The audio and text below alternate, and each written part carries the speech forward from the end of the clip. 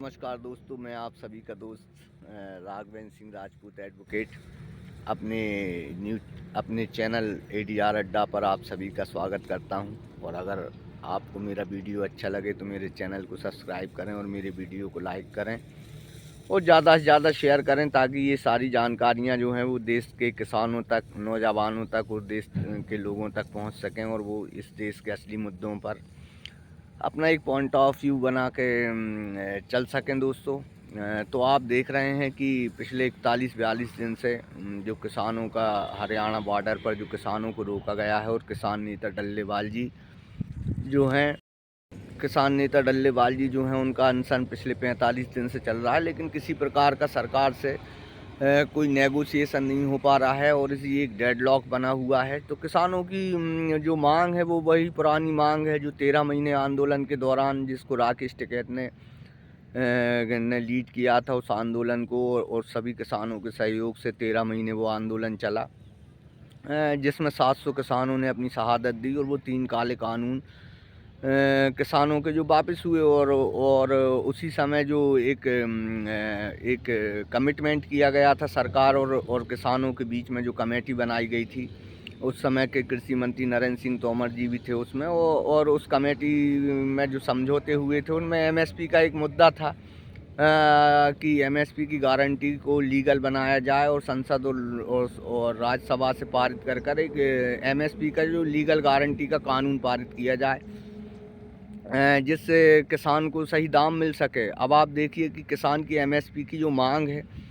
ये बहुत पुरानी मांग है दोस्तों। किसान की एमएसपी की स्वामीनाथन जी का नाम आपने सुना होगा, जिन्हें भारत रत्न दिया गया है। तो स्वामीनाथन जी ने जो C2+50 जो एमएसपी की जो एक फार्मूला तय किया था, वो किसानों की मांग है कि उनको C2+50 के हिसाब से एमएसपी का जो रेट है वो तय हो और उन्हें एमएसपी दी जाए। एमएसपी में आप देखिए कि C2+50 में और आज जो एमएसपी जो जिस फार्मूले से तय हो रही है, उसमें बहुत अंतर है। धान की क्राफ्ट में जो 2200 रुपये उसकी एमएसपी है, अगर उसको C2+50 के हिसाब से किया जाए तो वो 3100 रुपये के लगभग बैठेगी।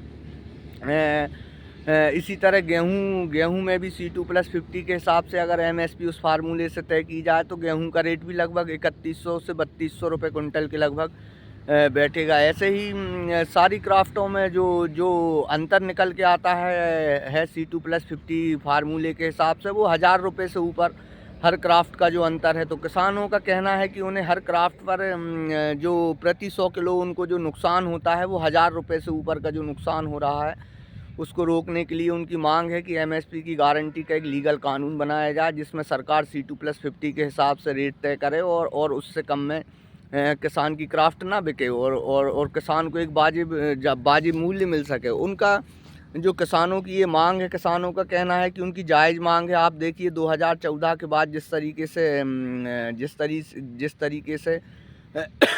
एग्रीकल्चर के क्षेत्र में जो लागत जो है वो लगभग 2 से 3 गुनी हो गई है। जो फर्टिलाइज़र की बोरी जो 600 रुपये की आती थी, वो फर्टिलाइज़र की बोरी अब लगभग 1200-1300 रुपये की आ रही है। इसी प्रकार से जो जो बिजली अमिटमेंट बिल को जो लाया गया, उसके बाद जो बिजली की दरों में जो बढ़ोतरी हुई, उसके बाद आप डीजल का रेट देखिए कि 2013-14 में जो डीजल का रेट 54 रुपये प्रति लीटर हुआ करता था, वो अब 80 से 90 के बीच में टैक्स लगाकर सारे देश में प्राप्त हो रहा है। तो किसानों का कहना है कि लागत 3 गुनी हो गई है और किसान की एमएसपी का जो बढ़ाने का जो रेशो है, वो रेशो बहुत कम है। और किसानी जो है, जो एग्रीकल्चर में किसान जो है वो घाटे में जा रहा है। और वो आंकड़े देते हैं किसान कि आप देखिए कि पिछले 10 से 15 साल के बीच में, 12 से 15 साल के बीच में किसानों ने लगभग जो है 7.5 लाख किसानों ने आत्महत्या की कर्ज के चलते हुए। तो किसानों की एक मांग ये भी है कि किसानों का कर्ज माफ़ किया जाए और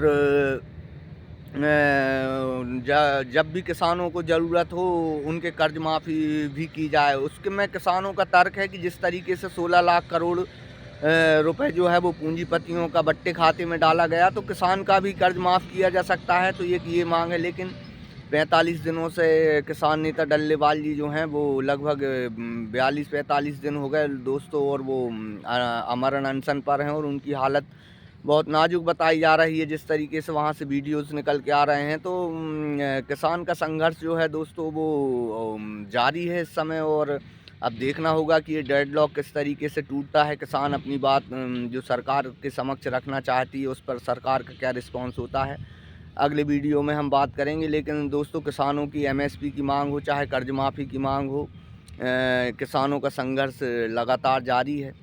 और लेकिन ये आपको मेन स्ट्रीम मीडिया में दिखाई नहीं देगा। क्योंकि किसानों का जो पुराना आंदोलन था, जो 13 महीने चला था, आपने देखा होगा किस तरीके से किसान को खालिस्तानी और आतंकी और किस तरीके की उपाधियां देकर नवाजा गया। लेकिन अंततः वो 3 काले कानून वापस हुए और अहिंसात्मक तरीके से वो आंदोलन 13 महीने चला, जिसमें 700 किसानों ने शहादत दी। तो अब देखना ये होगा कि ये डेडलॉक किस तरीके से टूटता है और किसानों के और सरकार के बीच क्या बात होती है।